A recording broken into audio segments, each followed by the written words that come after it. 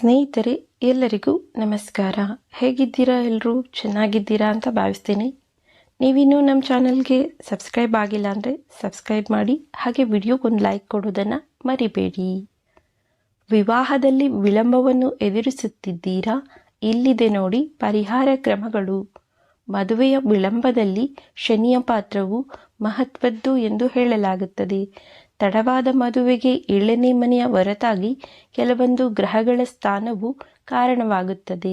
ಹಾಗಾದರೆ ವಿಳಂಬ ವಿವಾಹದ ಸಮಸ್ಯೆಗೆ ಪರಿಹಾರವೇನು ಎಂಬುದಕ್ಕೆ ಇಲ್ಲಿದೆ ಜ್ಯೋತಿಷ್ಯ ಪರಿಹಾರ ಕ್ರಮಗಳು. ಮದುವೆಯು ಸ್ವರ್ಗದಲ್ಲಿ ನಿಗದಿಯಾಗುತ್ತವೆ ಎನ್ನುವುದು ಇಂದಿನ ಕಾಲದಿಂದಲೂ ನಂಬಿಕೊಂಡು ಬಂದಂತಹ ಮಾತು. ವೈದಿಕ ಜ್ಯೋತಿಷ್ಯದಲ್ಲಿ ಮದುವೆಯು ಸ್ವರ್ಗದಲ್ಲಿ ನಿಶ್ಚಯವಾಗುತ್ತವೆ ಎನ್ನುವುದು.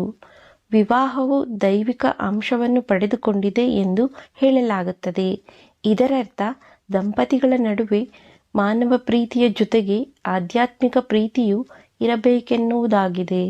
ವೈದಿಕ ಜ್ಯೋತಿಷ್ಯದಲ್ಲಿ ವಿವಾಹದ ಬಗ್ಗೆ ಆಳವಾಗಿ ವಿವರಿಸಲಾಗಿದೆ.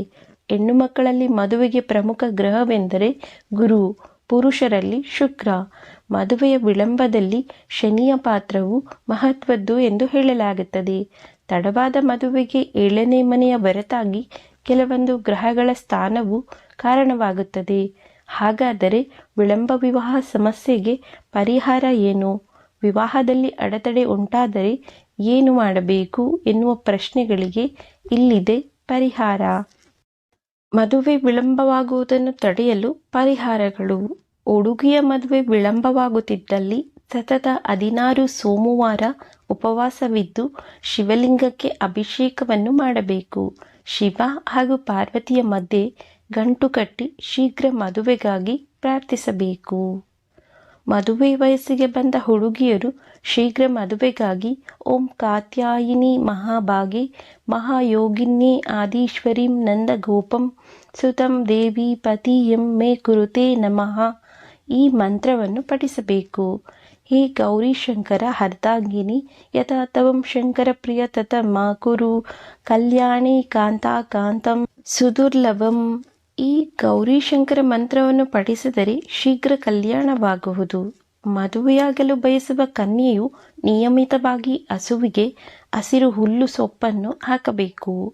ಶುಭ ಮುಹೂರ್ತದಲ್ಲಿ ಬಾಳೆ ಗಿಡದ ಬೇರನ್ನು ಅರ್ಚಕರ ಸಲಹೆಯಂತೆ ಪಡೆದು ಅದನ್ನು ಪೂಜಿಸುವ ಮೂಲಕ ಅದರಲ್ಲಿ ಶಕ್ತಿಯನ್ನು ತುಂಬಿ ನಂತರ ಅದನ್ನು ಸುರಕ್ಷಿತವಾದ ಹಳದಿ ಬಟ್ಟೆಯಲ್ಲಿ ಕಟ್ಟಿಡಬೇಕು.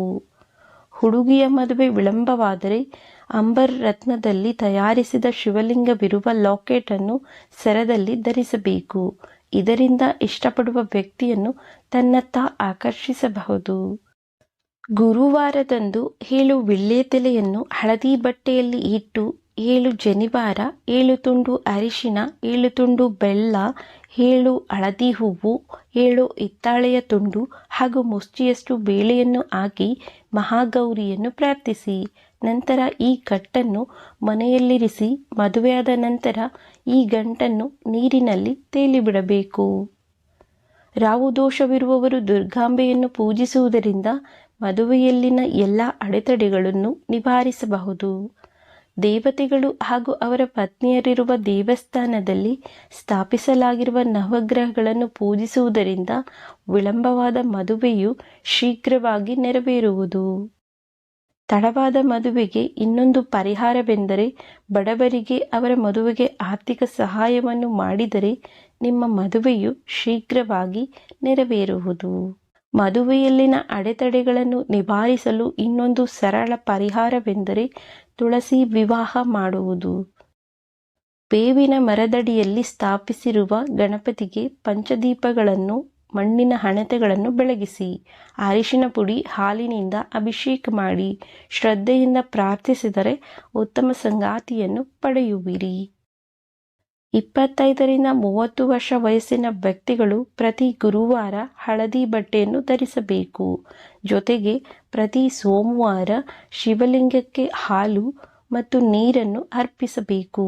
ಇದರೊಂದಿಗೆ ಓಂ ಪಾರ್ವತಿ ಪತಯೇ ನಮಃ ಈ ಮಂತ್ರವನ್ನು 108 ಬಾರಿ ಜಪಿಸಬೇಕು. ಕನಿಷ್ಠ 9 ಗುರುವಾರಗಳವರೆಗೆ ಈ ಪರಿಹಾರವನ್ನು ಮಾಡಬೇಕು. 31ರಿಂದ 35 ವಯಸ್ಸಿನ ವ್ಯಕ್ತಿಗಳು ತಮ್ಮ ಮನೆಯ ಹೊರಗೆ ಬಾಳೆ ಗಿಡವನ್ನು ನೆಡಬೇಕು. ಜೊತೆಗೆ ಗುರುವಾರದಂದು ಉಪ್ಪು ಸೇವಿಸಬಾರದು. ವಿಷ್ಣುವಿನ ವಿಗ್ರಹ ಅಥವಾ ಫೋಟೋದ ಮುಂದೆ ಕುಳಿತು ಓಂ ಬೃಹಸ್ಪತಯೇ ನಮಃ ಈ ಮಂತ್ರವನ್ನು ಕನಿಷ್ಠ 3 ಬಾರಿ ಪಠಿಸಬೇಕು. ಮದುವೆಯಲ್ಲಿನ ವಿಳಂಬವನ್ನು ತಪ್ಪಿಸಲು ಹುಡುಗಿಯರು 43 ದಿನಗಳ ಕಾಲ ಅಶ್ವತ್ಥ ಮರಕ್ಕೆ ನೀರನ್ನು ಹಾಕಿ ಶುದ್ಧ ತುಪ್ಪದ ದೀಪವನ್ನು ಬೆಳಗಬೇಕು. ಭಾನುವಾರ ಮತ್ತು ಮುಟ್ಟಿನ ಅವಧಿಯಲ್ಲಿ ಇದನ್ನು ಮಾಡಬಾರದು. ಮದುವೆಯಲ್ಲಿ ವಿಳಂಬವನ್ನು ಕಾಣುತ್ತಿರುವ ಹುಡುಗ ಅಥವಾ ಹುಡುಗಿಯು ಸ್ನಾನದ ನೀರಿಗೆ ಸ್ವಲ್ಪ ಅರಿಶಿಣದ ಪುಡಿಯನ್ನು ಬೆರೆಸಬೇಕು ಹಾಗೂ ಸ್ನಾನ ಮಾಡಿದ ನಂತರ ಹಣೆಯ ಮೇಲೆ ತಿಲಕವನ್ನು ಧರಿಸಬೇಕು. ಹುಡುಗಿಯ ಮದುವೆ ವಿಳಂಬವಾದರೆ ಮದುವೆ ಮಾತುಕತೆಯ ಸಮಯದಲ್ಲಿ ಹುಡುಗಿ ಹೊಸ ಬಟ್ಟೆಯನ್ನು ಧರಿಸುವಂತೆ ನೋಡಿಕೊಳ್ಳಿ. ವರನ ಪ್ರಸ್ತಾಪವೇ ಬರದಿದ್ದರೆ ಗುರುವಾರ ಹಳದಿ ಬಟ್ಟೆ ಹಾಗೂ ಶುಕ್ರವಾರ ಬಿಳಿ ಬಟ್ಟೆಯನ್ನು ಧರಿಸುವಂತೆ ಹೇಳಿ. ಈ ಬಟ್ಟೆಗಳು ಹೊಸದಾಗಿದ್ದರೆ ಉತ್ತಮ. ಹೀಗೆ 4 ವಾರಗಳು ಮಾಡಿದಲ್ಲಿ ಉತ್ತಮ ವರನ ಪ್ರಸ್ತಾಪವು ಬರುವುದು. ಮದುವೆಯು ಅಂತಿಮ ಹಂತವನ್ನು ತಲುಪಿದ ನಂತರ ಪದೇ ಪದೇ ವಿವಾಹದ ಪ್ರಸ್ತಾಪಗಳು ಮುರಿಯುತ್ತಿದ್ದರೆ ಮಾತುಕತೆ ನಡೆಯುವ ಕೋಣೆಗೆ ಮನೆಗೆ ಪ್ರವೇಶಿಸುವ ಮೊದಲು ಚಪ್ಪಲಿಗಳನ್ನು ಸೂಕ್ತ ಸ್ಥಳದಲ್ಲಿ ಬಿಡಿ.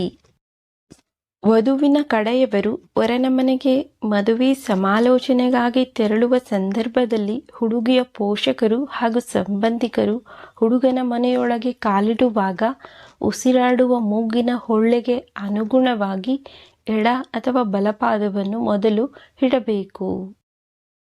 ಸ್ನೇಹಿತರೆ, ನಿಮಗೆ ಈ ವಿಡಿಯೋ ಇಷ್ಟ ಆಗಿದ್ರೆ ದಯವಿಟ್ಟು ನಮ್ಮ ಚಾನಲನ್ನು ಸಬ್ಸ್ಕ್ರೈಬ್ ಮಾಡಿ, ಲೈಕ್ ಮಾಡಿ ಹಾಗೂ ಶೇರ್ ಮಾಡಿ.